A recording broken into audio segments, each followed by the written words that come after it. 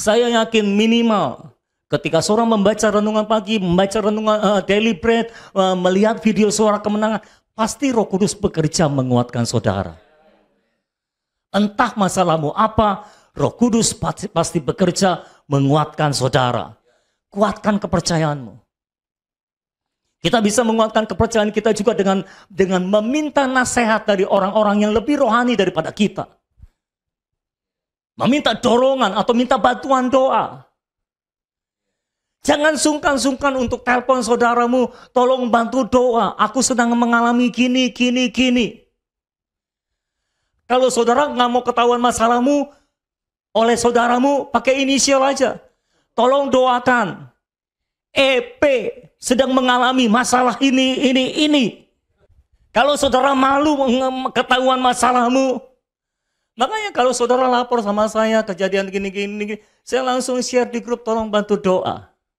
Supaya semua saudara berdoa sama-sama. Nah, jujur, ayo.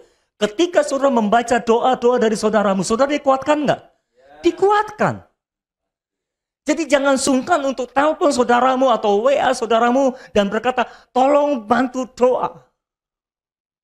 Saya sedang lemah, tolong kuatkan saya. Itu nggak menunjukkan bahwa saudara lemah. Perhatikan Daud. Daud dengan anak buahnya ketika mengalami kehilangan, mereka juga nangis kok. Tenang aja. Nggak apa-apa saudara nangis. Pak, kita kan anak yang perkasa, Pak. Nggak boleh nangis. Enggak lah, Daud juga perkasa, tapi dia juga nangis. Oh, Daud itu perkasa lahir batin loh saudara. Maksudnya secara rohani dia perkasa, secara jasmani fisik dia juga perkasa, dia ahli perang. Bisa memukul kalah Goliat, sementara yang gede-gede enggak. Dia itu perkasa lahir batin. Tapi ketika dia merasa kehilangan, dia juga nangis. Enggak apa-apa untuk nangis. Nangis salah satu jalan yang Tuhan berikan untuk keluarnya air mata. Gampang kan? Oh terlalu gampang, rasanya terlalu gampang. Air mata itu menolong kita, makanya setelah kita nangis rasanya lebih plong. Tapi pastikan ketika saudara menangis, pastikan engkau menangis di dalam hadirat Tuhan. Jangan cuma nangis karena mengasihani diri. Karena engkau cuma nangis karena mengasihani diri, engkau tidak tambah dikuatkan, engkau tambah frustrasi. Tapi ketika engkau menangis di dalam hadirat Tuhan, engkau datang di dalam doa, oh Tuhan, percayalah Tuhan gak apa-apa kalau saudara menangis. Tuhan terima air mata saudara juga. Tuhan maklum saudara juga manusia yang masih bisa lemah. Yang masih bisa frustrasi, yang masih bisa kecewa.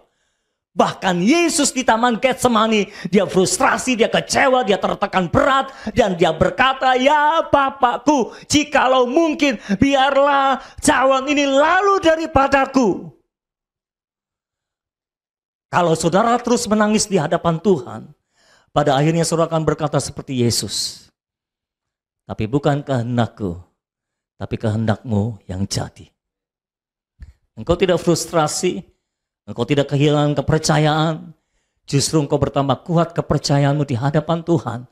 Karena setelah engkau menangis sekian waktu lamanya, Tuhan akan datang dengan malaikatnya menguatkan saudara. Lakukan segala macam cara supaya engkau menguatkan kepercayaanmu.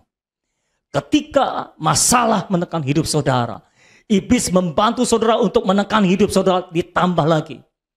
Jangan diam saja. Ayo kuatkan kepercayaanmu. Bagaimana caranya? Nyanyi lagu rohani ke, dengar khotbah ke, apalagi deklarasi firman dong. Deklarasi firman. Terus perkatakan firman, terus perkatakan firman, terus perkatakan firman. Engkau sedang merasa kehilangan, engkau sedang sedih, engkau sedang tertekan. Engkau berkata, aku percaya tidak ada yang hilang dari kehidupan orang percaya. Aku percaya kalaupun ada yang hilang, Tuhan akan kembalikan dalam keadaan yang lebih baik. Aku percaya Tuhan beserta dengan aku. Aku tidak akan kekurangan sesuatu yang baik. Singa-singa muda boleh merana kelaparan, tapi orang-orang yang takut akan Tuhan tidak akan merana kelaparan, tidak akan kekurangan sesuatu yang baik daripada Tuhan. Terus deklarasikan firman. Imanmu jadi tambah kuat, kepercayaanmu jadi tambah bulat. Kuatkan kepercayaanmu, bulatkan kepercayaanmu. Amin.